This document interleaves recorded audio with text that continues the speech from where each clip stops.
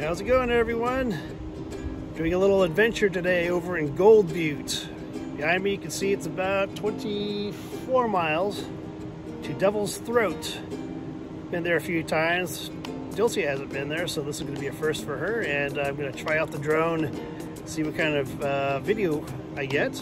So follow me and let's go on this little adventure. And oh, I don't know if you can see that sign in the background. Yeah, I gotta come prepared with plenty of food and water just in case. Alright, completely unrelated to what we were doing today. The war wagon reached 250,000 miles in about 20 years. So, what are you gonna say about that, Dilcia? Go woo! 250,000! Go woo! And look where we get to celebrate it. Out in the middle of nowhere with Virgin Peak in the background. The road through Butte, yeah, that's it. Full of potholes, pretty nasty, but it works.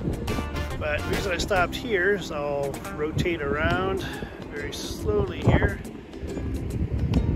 There's a road right behind me where my work truck, I would drive about 5 miles to a spot, pull over, and then Metro would land their helicopter at the old red mine tailing pile and then fly us to the peak behind us where we have a radio repeater. We're going to be doing that one last time this fall before we pull the plug.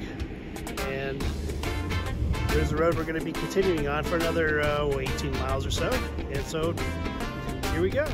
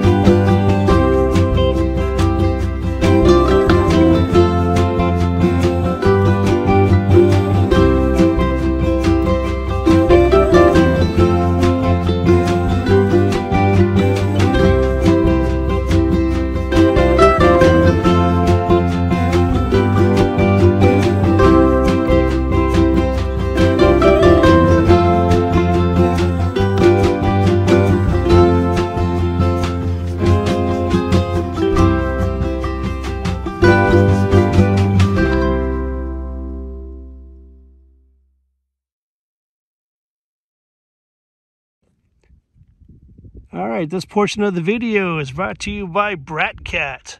Remember, in life, be a brat.